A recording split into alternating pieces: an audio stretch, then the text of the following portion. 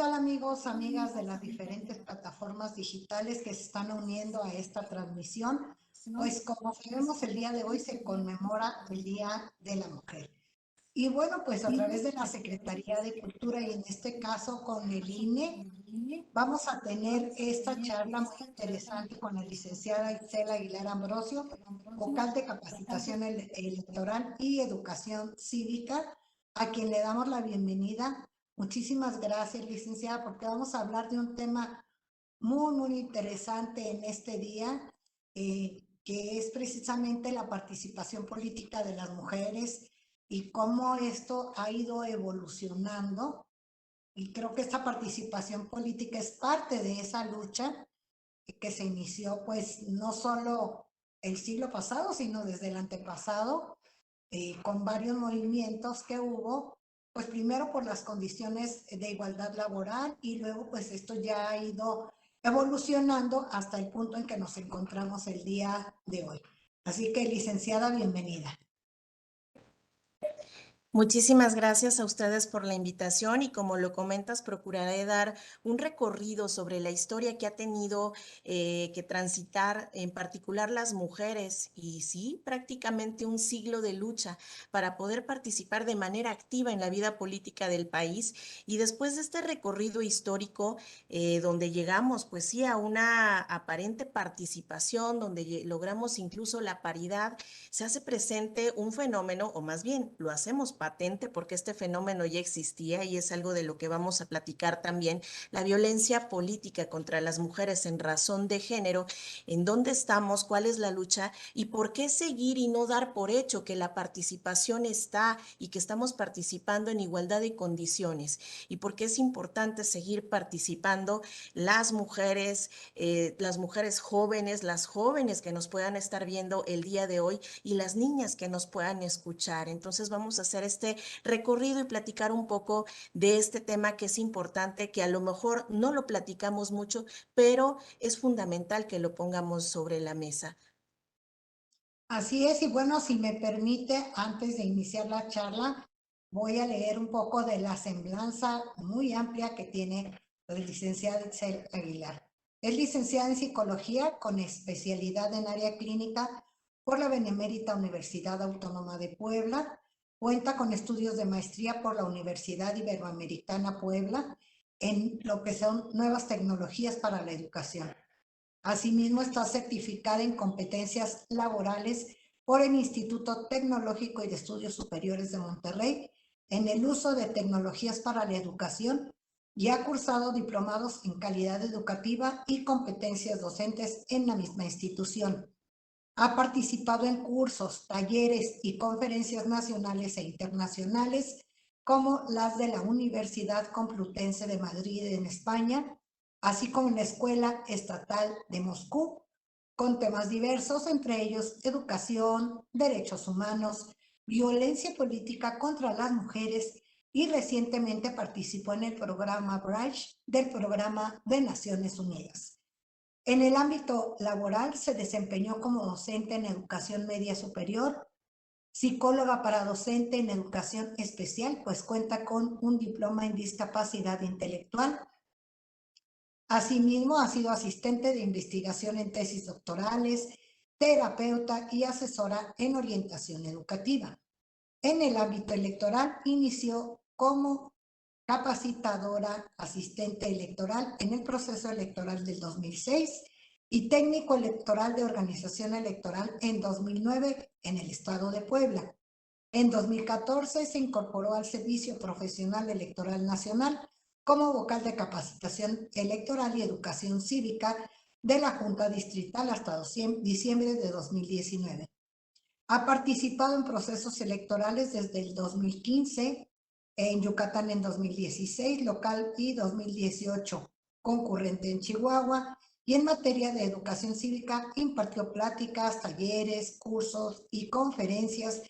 impulsando la construcción de ciudadanía, la prevención y la atención a la violencia política contra las mujeres y los proyectos enfocados en la construcción de valores democráticos desde los espacios escolares. En diciembre de 2019 se incorpora al INE Coahuila como vocal de capacitación electoral y educación cívica en la Junta Local, participando en el proceso electoral local de 2020, proceso concurrente 2021 y actualmente en el proceso electoral local de 2023. Bueno, pues ella es nuestra invitada de esta mañana, Itzel Aguilar Ambrosio, vocal de capacitación electoral y educación cívica. Y pues muchas gracias también al INE por esta actividad en coordinación que nos permite llegar a más gente y sobre todo hablar de temas muy interesantes para las mujeres. Así que, maestra Itzel, adelante por favor con la charla. Muchas gracias. Pues para iniciar les voy a compartir una presentación que tenemos. Permítanme unos minutos. Espero que ahí se vea ya nuestra pantalla. Como te decía, vamos a hacer un breve recorrido sobre la historia de la participación de las mujeres en el país.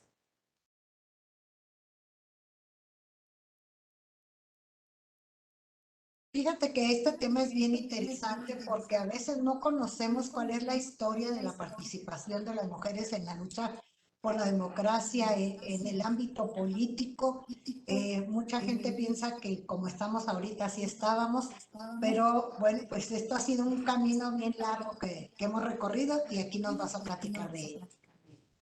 Así es, espero que ya estén viendo nuestra pantalla y vamos a ver, como te decía, este recorrido a través de la historia. Yo puedo hablar o hacer o tratar de hacer una división entre las etapas, aunque la historia es bastante amplia, pero sí puedo distinguir 4 etapas fundamentales. Uno, la lucha de las mujeres que inician no solamente desde la independencia, sino su participación en este proceso en el que nosotros nos independizamos y hasta 1953 en la obtención del voto. La otra gran etapa, que es a partir de 1955, cuando ya podemos ejercer plenamente el derecho a votar, y hasta 1988, cuando tenemos por primera vez el acceso a cargos de elección popular. De ahí podemos distinguir entre 1990 y el 2014 las reformas electorales, donde se establecen ya las cuotas de género para lograr no solamente el acceso de las mujeres a los cargos de elección popular, sino buscar la paridad entre hombres y mujeres. Y esta paridad se logra con una reforma en 2014 y pareciera que ahí hemos ganado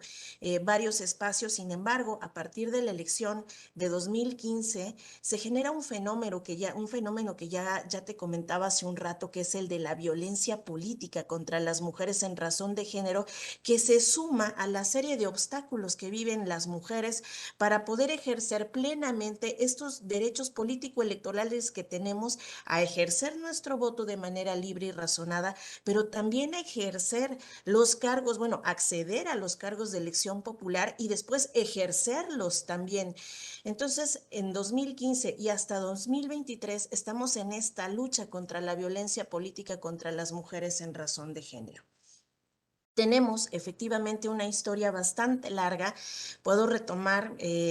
la primera actividad bastante visible cuando la sección mexicana de la Liga Panamericana de Mujeres convoca al primer Congreso Nacional Feminista, que se lleva a cabo el 13 de julio de ese año.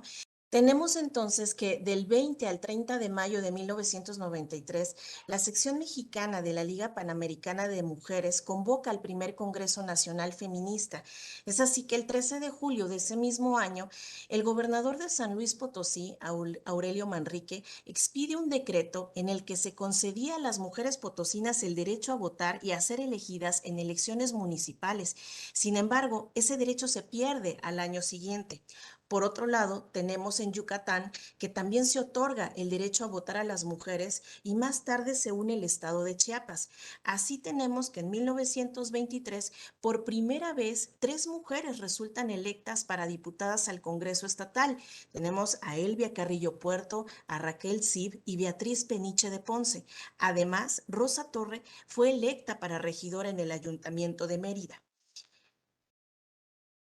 Con Lázaro Cárdenas se lanza la iniciativa de reforma al artículo 34 de la Constitución, donde se solicita por primera vez el derecho a la mujer de votar y obtener cargos de elección popular, y fue aprobada por la Cámara de Senadores y Diputados. Sin embargo, en la última fase del proceso legislativo no se hace la declaratoria de la reforma constitucional como lo indica el artículo 135. Va a ser al 17 de febrero de 1949 47, perdón, durante el periodo de gobierno de Miguel Alemán, que se publica en el Diario Oficial la reforma al artículo 115 de la Constitución, en el cual se otorgaba el derecho a las mujeres de votar, pero únicamente en las elecciones municipales.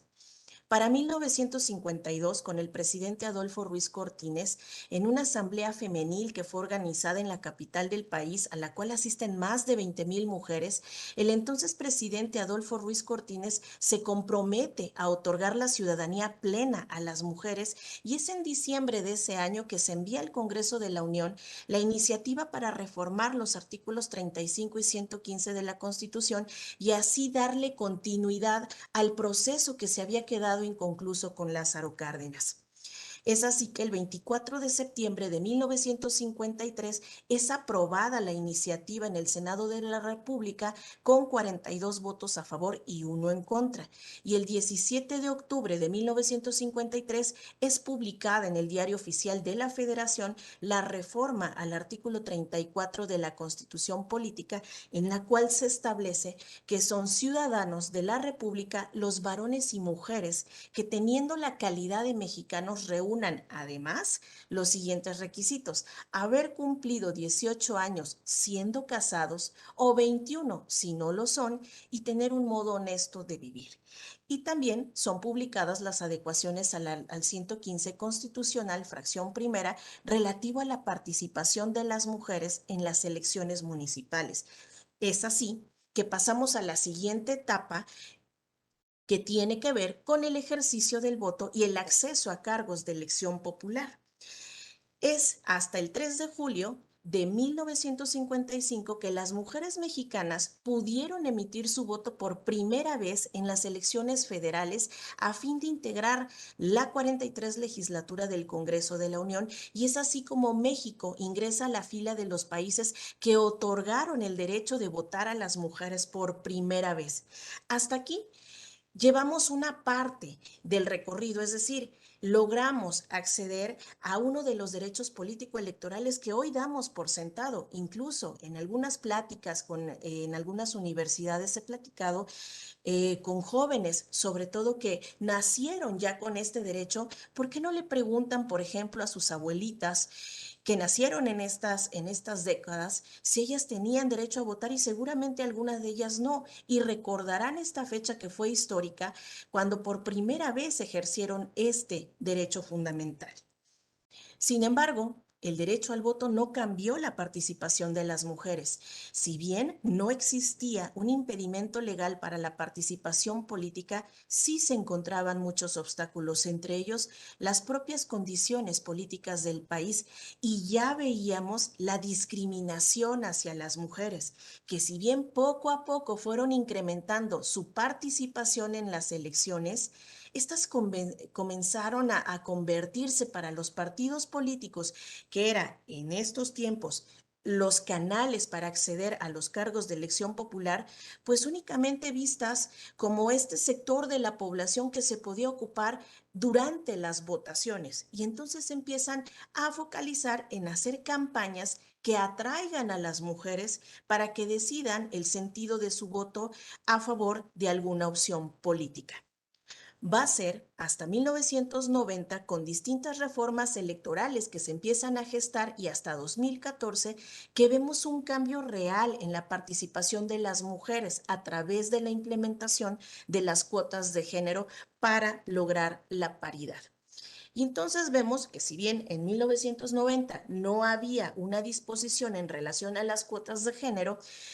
sí estas, a partir de 1993, se introducen en el sistema electoral. Y estas cuotas de género van a encontrar su fundamento jurídico en el principio de discriminación positiva. A través de este se establece una reserva rígida para el grupo social al que se desea favorecer, en este caso a las mujeres, siempre y cuando se sujete a las siguientes condiciones: que se aplique solo a casos muy particulares de discriminación y se produzca en espacios de especial escasez. Y entonces las cuotas de género surgen como una medida en el ámbito nacional e internacional para encontrar un equilibrio en la participación de mujeres y hombres en los órganos de toma de decisiones.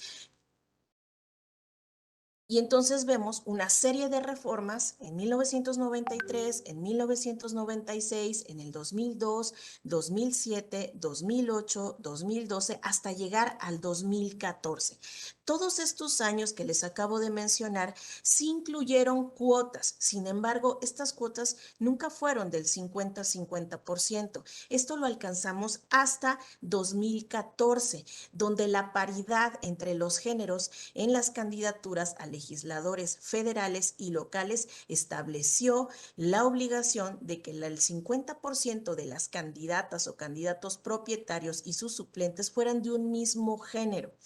Entonces, en 2014 parecería que habíamos avanzado, sí, sí avanzamos en la cuota de género, y entonces se abría esta posibilidad de que a través de los partidos políticos las mujeres tuvieran más espacios y los mismos espacios que los hombres ya tenían. Sin embargo, vimos un fenómeno para las elecciones de 2015.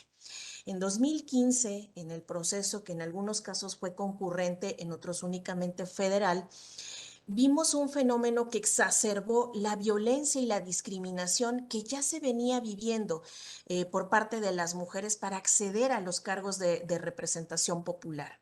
Es aquí donde el término de violencia política contra las mujeres en razón de género encuentra forma. Si bien ya sabíamos las mujeres que teníamos un catálogo amplio de formas de violencia, es a partir de 2015 que esta violencia se incrementa hacia las mujeres que buscan estos espacios en las candidaturas y que buscan acceder a estos cargos de representación popular, ya fuera en los congresos, en las presidencias municipales, congresos locales, federales. Entonces vemos, por ejemplo, casos como esta nota que vemos del 30 de abril de 2015 en el Excelsior, que dice: en Sonora comparan a mujeres con escopetas. Y entonces empiezan a estigmatizar todavía más a las mujeres por cuestiones de estereotipos o de roles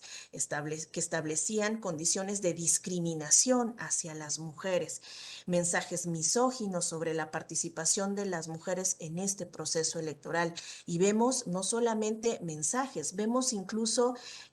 actos de violencia, violencia física, violencia sexual, violencia verbal hacia las mujeres que buscaron acceder a estos cargos de representación popular, tomando la oportunidad que esta reforma de 2014 les permitió de acceder a más cargos. Y entonces tenemos esta nueva forma de violencia, nueva probablemente en el concepto, porque estas formas de violencia estaban invisibilizadas, incluso estaban normalizadas en las prácticas que se dan a lo mejor al interior de los partidos políticos, que se dan incluso en la sociedad. ¿Y qué es esta violencia política contra las mujeres en razón de género? Van a ser todos estos actos, omisiones, incluida la tolerancia, basada en elementos de género que se da tanto en el ámbito público como en el ámbito privado y cuyo fin es limitar, anular o menoscabar el ejercicio efectivo de los derechos político-electorales de las mujeres y que tienen un impacto en el ejercicio de las atribuciones inherentes al cargo o a la labor o a la actividad que ellas desempeñan. tiene un impacto en el libre desarrollo de la función pública, tiene un impacto en la libertad de organización de las mujeres, tiene impacto también en el acceso y el ejercicio a las prerrogativas, por ejemplo, durante las precandidaturas, durante las candidaturas, en las funciones o los cargos públicos del mismo tipo. Y entonces, todo este tipo de situaciones empiezan a verse cada vez incrementadas en esta intención que tienen las mujeres de acceder a estos cargos de elección popular.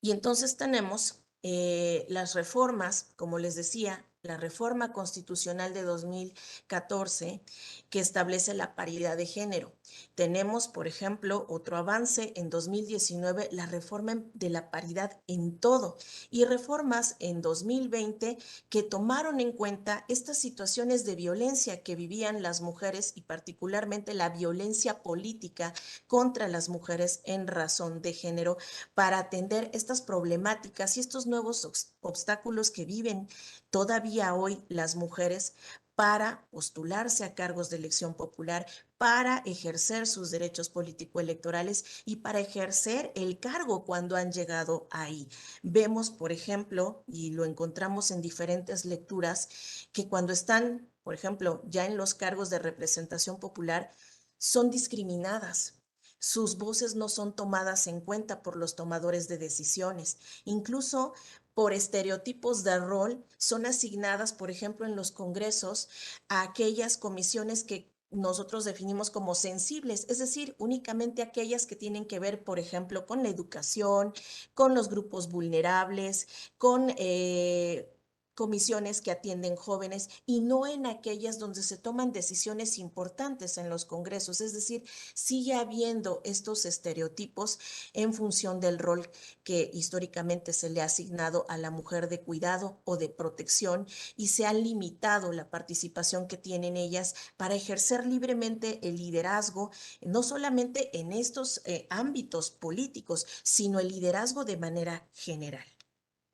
Y entonces tenemos que se han generado algunos protocolos. Tenemos en el instituto un protocolo que se genera en 2015 precisamente por todas estas situaciones de violencia que se presentan y a través de los trabajos con otras instituciones tenemos hoy en día el protocolo del Instituto Nacional Electoral para la atención a víctimas y la elaboración del análisis de riesgo en los casos de violencia política contra las mujeres en razón de género, que establece ejes rectores de la atención de primer contacto y de la elaboración de este análisis de riesgo, porque la violencia política contra las mujeres en razón de género es un riesgo para las mujeres, no solamente por la violencia psicológica que pueden vivir, sino porque el riesgo real, no solamente hacia ellas y hacia su integridad o el limitar su participación, no se circunscribe solamente a ellas, sino también a los círculos cercanos donde las mujeres están viviendo este tipo de violencia. Y entonces esta elaboración de análisis de riesgo permite determinar la necesidad de dictar medidas de protección y o un plan de seguridad para las mujeres que presenten una queja o denuncia por violencia política contra las mujeres en razón de género ante el Instituto Nacional Electoral y asimismo establece las medidas para el seguimiento, para la atención de este tipo de violencia, que se suma a todos los tipos de violencia que ya venían padeciendo las mujeres. Y entonces, ya que hacemos este breve recorrido de la participación de las mujeres, toda esta larga historia, estamos hablando que desde 1923 y estamos en 2023, ha pasado prácticamente un siglo. Es decir, esta ha sido una lucha por ganar espacios en el espacio público, en el ámbito público y sobre todo en el ámbito político de las mujeres y que han dado pasos agigantados, sí, pero también los obstáculos que ellas han enfrentado. ¿Y por qué es importante seguir participando? ¿Por qué no debemos quedarnos únicamente con el ya logré el acceso al voto, ya puedo emitir mi voto de manera libre, secreta? El voto, recordemos, es universal. ¿Por qué tengo que seguir participando? Porque En el caso de la participación política, el hecho de que las mujeres puedan acceder a cargos de representación, a cargos de elección popular en los órganos tomadores de decisiones, va a permitir a las mujeres seguir impulsando políticas públicas, primero para atender y erradicar la discriminación y la violencia contra las mujeres, que hoy sigue siendo patente, que si bien tenemos hoy en día ya instrumentos que nos permiten atender y erradicar esta discriminación, en la práctica la seguimos viviendo. Y entonces llegar a estos órganos tomadores de decisiones, como pueden ser, por ejemplo, desde un Congreso local, el Congreso de la Unión, la Cámara de Senadores, o desde el ámbito municipal, porque este tipo de violencia la vivimos o la sentimos en todos los ámbitos y todos los niveles de gobierno, no solamente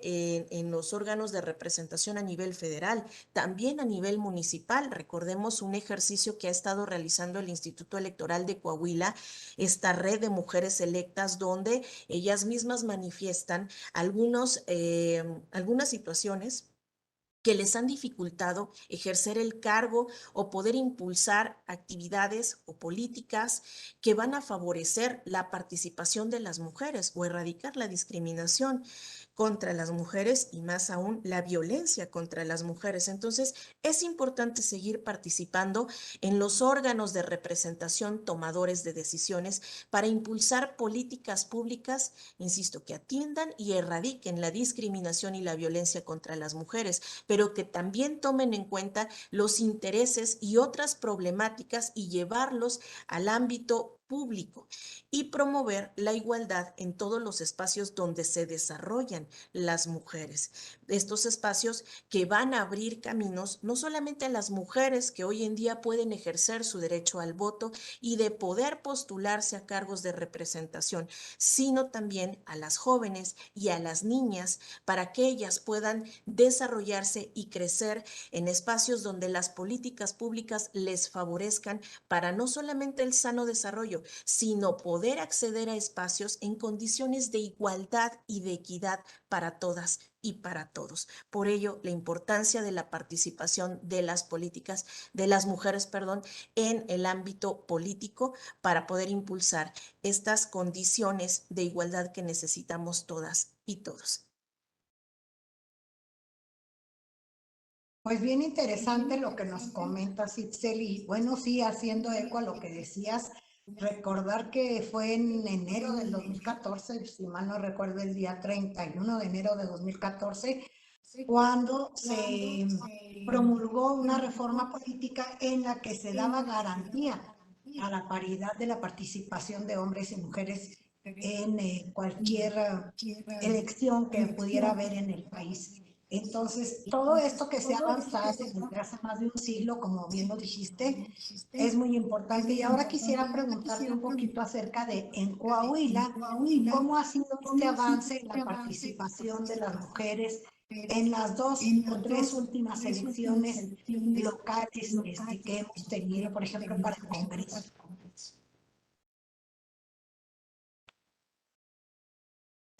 Coahuila, hay que comentarlo, es un estado pionero y en muchas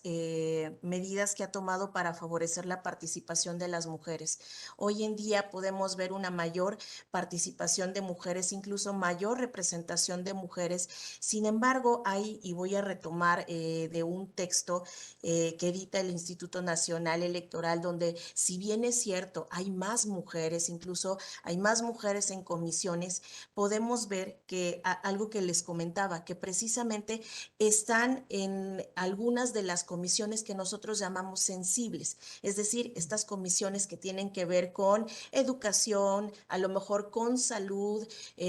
comisiones que tienen que ver con la atención de grupos vulnerables y no están en estas comisiones que son importantes, que tienen que ver, por ejemplo, con la de presupuestos, que tienen que ver con decisiones que van a tener un mayor impacto. Entonces, creo Creo que si bien hemos avanzado en los últimos años e incluso se han impulsado algunas políticas para favorecer, no solamente desde el Instituto Nacional Electoral, también desde el Instituto Electoral de Coahuila, que en los últimos años han favorecido medidas y espacios para escuchar a las mujeres y dar un cauce a las distintas situaciones de violencia política en razón de género que pudieran estar experimentando, sí todavía nos falta avanzar hacia darles más espacio, no solamente en estas comisiones que denominamos sensibles, sino en aquellas otras comisiones que no están como estereotipadas o que no obedecen a estos roles tradicionales que les asignamos a las mujeres o que se les asigna, perdón, a las mujeres. Creo que ese es el reto y hoy que tenemos proceso electoral en el estado de Coahuila, se han estado impulsando acciones como estas que son fundamentales, no solamente para las mujeres que buscan acceder a un cargo de elección popular, sino para las mujeres en general, porque recordemos que la participación no es solamente el día de las elecciones, la participación tiene que ser continua, constante y formativa para aquellas mujeres que vienen abriéndose espacio y para aquellas niñas que están viendo o que nos están viendo, cómo pueden ellas incidir desde el espacio público también y cómo pueden apropiarse de estos espacios. Recordemos un ejercicio fundamental que fue la consulta infantil y juvenil 2021, un ejercicio que aplicamos en todo el estado donde tuvimos más de 138,000 participaciones de todos los municipios, algo que fue fundamental que las niñas y los niños manifestaron entre los 3 y los 17 años fue precisamente mayores condiciones de igualdad entre hombres y mujeres, y también pidieron niñas, niños, adolescentes entre los 3 y los 17 años eliminar o erradicar la violencia contra las mujeres y contra las niñas y la discriminación. Creo que esa es una tarea pendiente que tenemos y creo que podemos avanzar con todas estas medidas y haciendo sinergia entre todas las instituciones hacia abrir espacios donde podamos dialogar, donde podamos compartir conocimiento y donde podamos, en esta sinergia de instituciones, en esta vinculación de las instituciones que estamos obligadas a escuchar y atender este tipo de violencia y todas las violencias para dar respuesta a esto que es un reclamo no solamente de las mujeres que están en el ámbito político, sino de quienes desde muy pequeñitas se están dando cuenta de la realidad en la que vivimos y exigen una solución. Pues esto que comentas es súper interesante porque así es, efectivamente, las nuevas generaciones, las jovencitas, las niñas que vienen impulsando muchos cambios, están siendo muy conscientes gracias a este trabajo que han hecho diversas instituciones en sinergia para que ellas sepan cuáles son sus derechos, qué es lo que tienen que hacer en situaciones difíciles de violencia de cualquier tipo. Y bueno, a través de la Secretaría de Cultura estamos impulsando a través de diferentes programas, en este caso el día de hoy, a través de las plataformas digitales, pues diversas charlas para que quienes nos siguen sepan que si tienen alguna situación de violencia, en este caso política, pues pueden acudir a las diversas instancias que hay, pero también para que conozcan la historia de esa lucha que hemos tenido las mujeres para lograr ahora estar en la posición en la que nos encontramos, pero que aún falta mucho por hacer, todavía falta mucho por caminar, y si bien pues ya hay una cierta paridad en cuestión de el mismo número o quizá mayor número de mujeres que hombres, todavía nos falta pues camino por recorrer para esa paridad en todos los sentidos que requerimos en el ámbito público y también en los espacios privados, en la casa, en nuestras propias oficinas, etcétera. Pues, maestra Itzel, no sé si quiera comentar algo más. Pues ya solo para cerrar esta charla, invitar a todas las ciudadanas, ciudadanos, sobre todo padres de familia, cuidadores, tutores, responsables de la formación de menores, que algo muy importante que tenemos que trabajar todas y todos es la educación. En el Instituto Nacional Electoral hemos apostado precisamente por la formación de valores desde las primeras infancias, porque algo que es Algo que nosotros debemos identificar es que la violencia en todas sus formas es un fenómeno que está incrustado en la cultura patriarcal que en muchas ocasiones seguimos reproduciendo. Tenemos que empezar a educar en valores, tenemos que empezar a educar en la igualdad tanto para niñas como para niños, para empezar a generar este sistema de creencias donde todas y todos somos iguales y donde podamos construir un piso parejo. Y será entonces cuando nosotros nos demos cuenta y empezar a identificar todas las formas de discriminación y de violencia, pero también dando la seguridad a nuestras niñas y nuestros niños para que puedan identificarla, denunciarla y exigir una vida libre de violencia en todas sus formas. Cuando nosotros podamos hacer eso desde nuestros espacios familiares, cualquiera de las formas que tengan nuestras familias, creo que empezaremos a construir realmente un cambio estructural y un cambio cultural que nos permita lo que el día de hoy estamos impulsando, una vida libre de violencia y sin discriminación para todas, para todos, pero sobre todo para nuestras niñas, nuestras jóvenes, las mujeres que estamos hoy y las mujeres que vendrán. Pues les agradecemos mucho a la maestra Itzel Aguilar Ambrosio, vocal de capacitación electoral y educación cívica del Instituto Nacional Electoral. Muchísimas gracias de verdad por platicar con nosotros esta mañana en este día tan especial en el que pues estamos recordando toda la lucha que han tenido las mujeres y por eso pues hoy conmemoramos el Día Internacional de la Mujer. Así que pues amigas, amigos, síganos en esta plataforma ya que tendremos más charlas en el resto del día. Muchísimas gracias, maestra. Muchas gracias al instituto y a todo el personal que nos ha ayudado a la transmisión de este programa.